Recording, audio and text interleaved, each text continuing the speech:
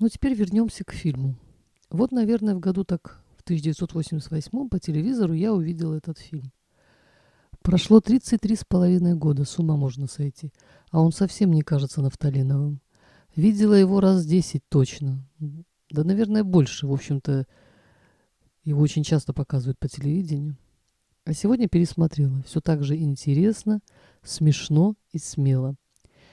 Мое первое впечатление, как Булгаков осмелился высмеять большевистскую власть, и его за это не посадили. И поэтому я привела его биографию. Но, оказывается, посадить-то не посадили, но его произведения не экранизировались, постановки, ну, в общем, с трудом все это. А первая публикация «Собачьего сердца» на родине произошла только в 1987 году, уже в перестроечное время. Биография Булгакова – ключ к пониманию сатирического образа большевиков. В принципе, в этой повести он отразил отношение интеллигенции к представителям новой власти.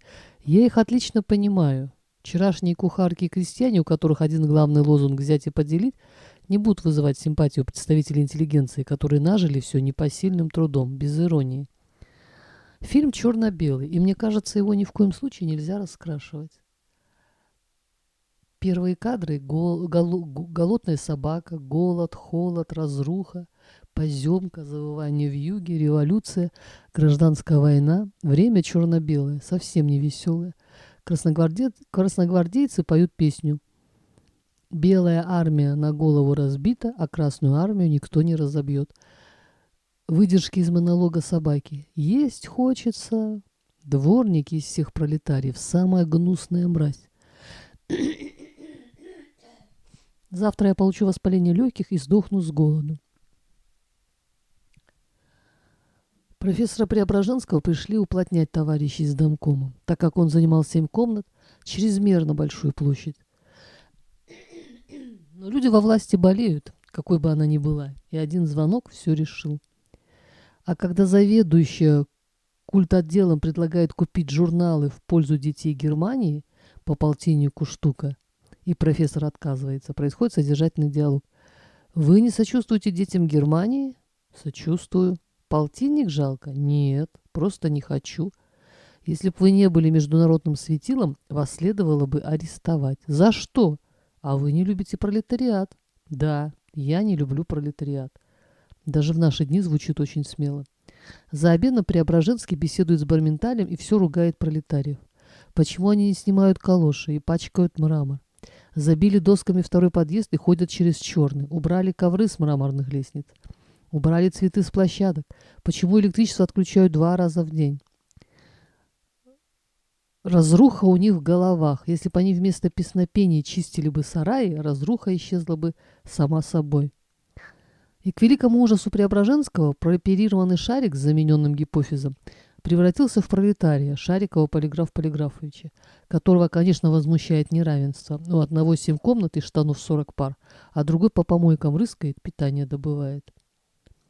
Еще у меня сложилось впечатление, что товарищи из домкома только и делали, что песни пели, расселяли бедноту и гонялись за кошками.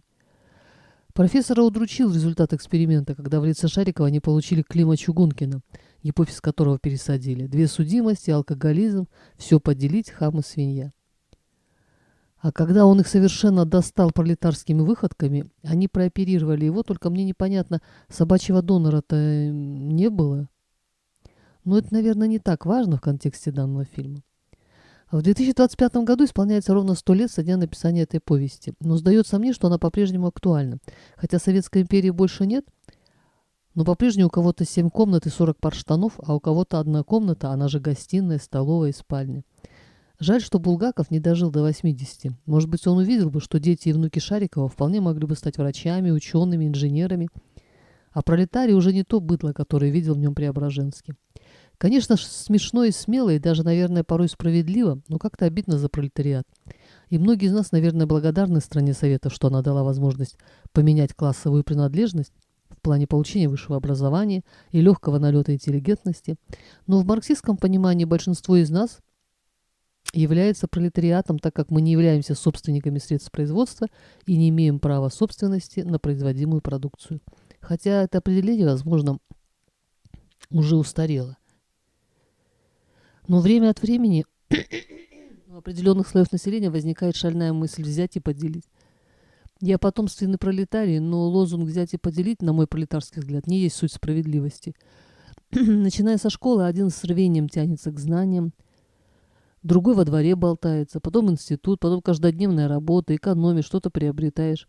Потом приходит тот, кто болтался во дворе и говорит, делиться надо. То есть возмущение Преображенского мне понятно. Но с другой стороны, зачем ему 7 комнат и 40 пар штанов, вполне резонно недоумение Шарикова. И этот конфликт с неизбежной цикличностью будет возникать снова и снова. Евгений Стегнеев, Владимир Толоконников, великие советские актеры, а лучшей экранизации «Собачьего сердца» невозможно и представить. На сегодня все. Всем пока.